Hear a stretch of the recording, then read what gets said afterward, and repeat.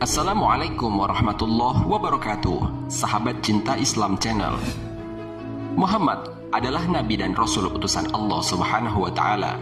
Tak ada satupun nabi dan rasul yang diutus setelah beliau meninggal dunia. Namun selalu saja ada fenomena mereka yang mengaku sebagai nabi dan rasul. Klaim demikian tentu sangatlah tidak dibenarkan dalam agama Islam. Rasulullah SAW adalah penutup dari segala nabi dan rasul.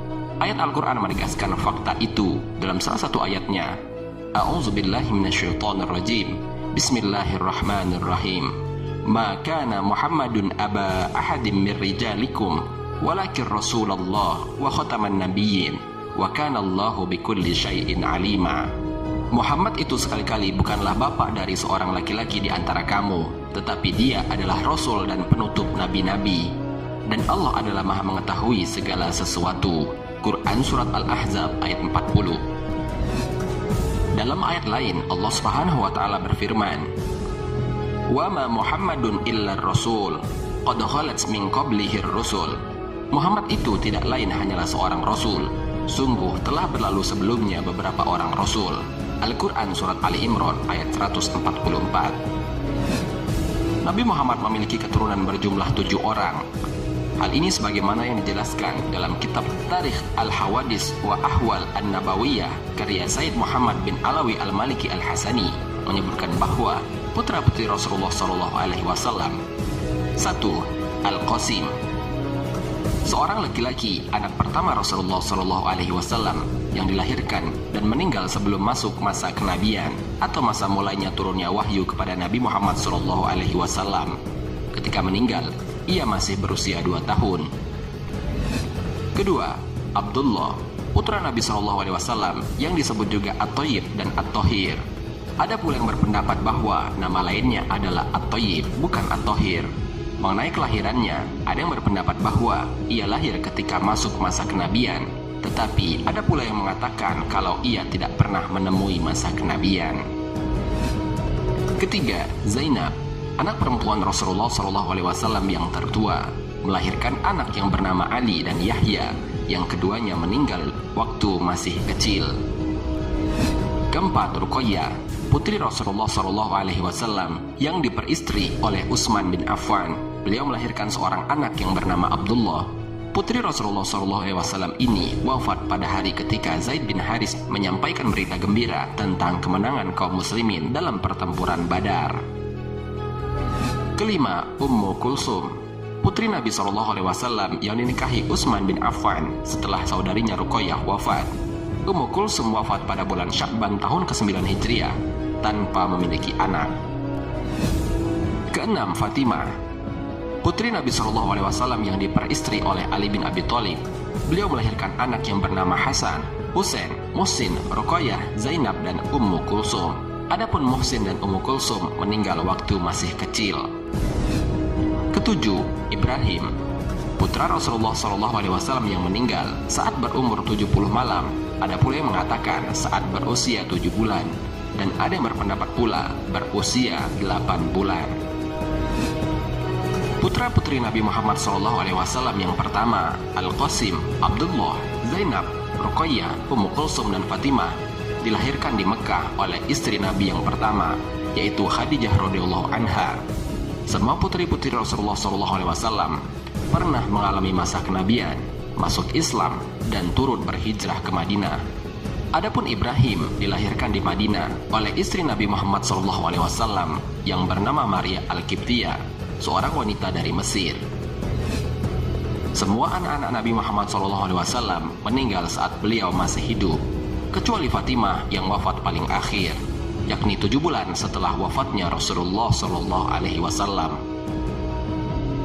Lalu mengapa semua putra Nabi Muhammad SAW diwafatkan saat masih kecil?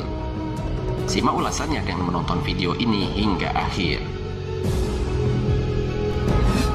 Sebelum lanjut, bagi kalian yang belum subscribe, silahkan untuk menekan tombol subscribe terlebih dahulu. Aktifkan lonceng notifikasinya. Bagikan video ini kepada teman-teman kalian agar semakin banyak orang yang mendapatkan manfaat dari channel ini. Sahabat Cinta Islam Channel, sebagaimana yang telah diterangkan di atas, putra-putra Rasulullah SAW, Al-Qasim, Abdullah dan Ibrahim, semuanya meninggal ketika masih kecil, sehingga keturunan Rasulullah SAW diteruskan lewat anak perempuan beliau. Mengapa bukan dari anak laki-lakinya, dan mengapa pula mereka diwafatkan sewaktu masih kecil?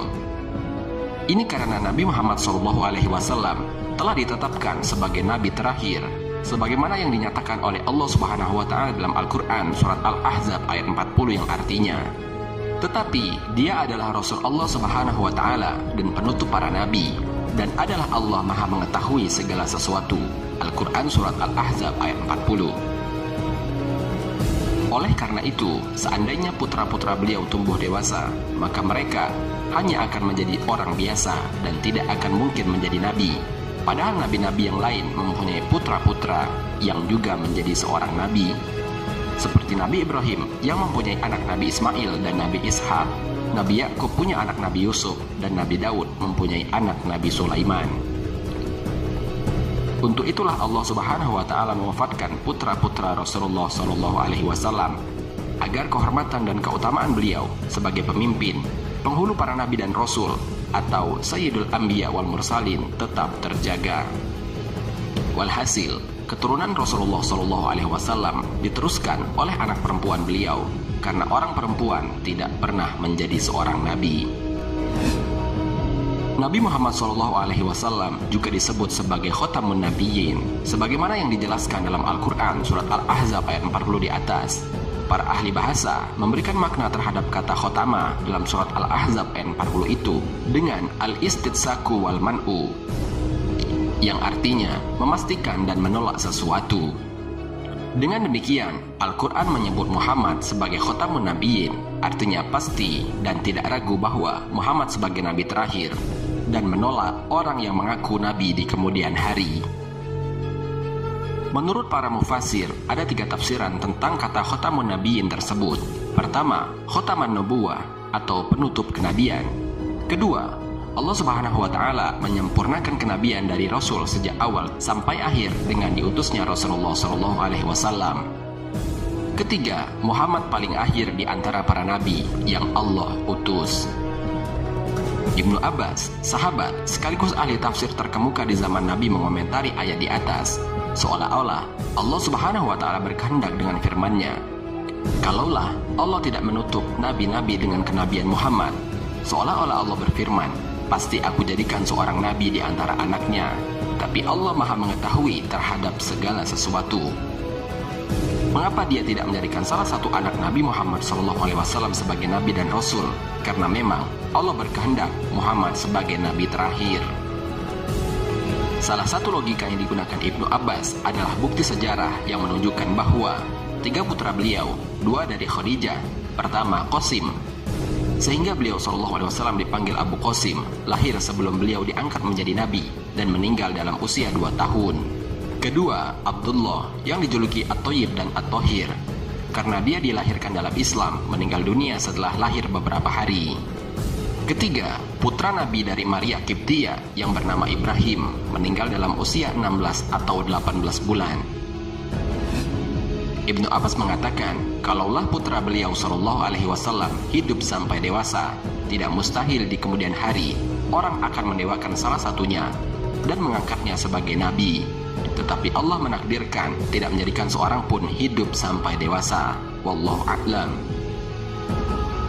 Sahabat Cinta Islam Channel, itulah sedikit penjelasan mengenai mengapa seluruh putra Nabi Muhammad SAW meninggal dalam keadaan masih kecil.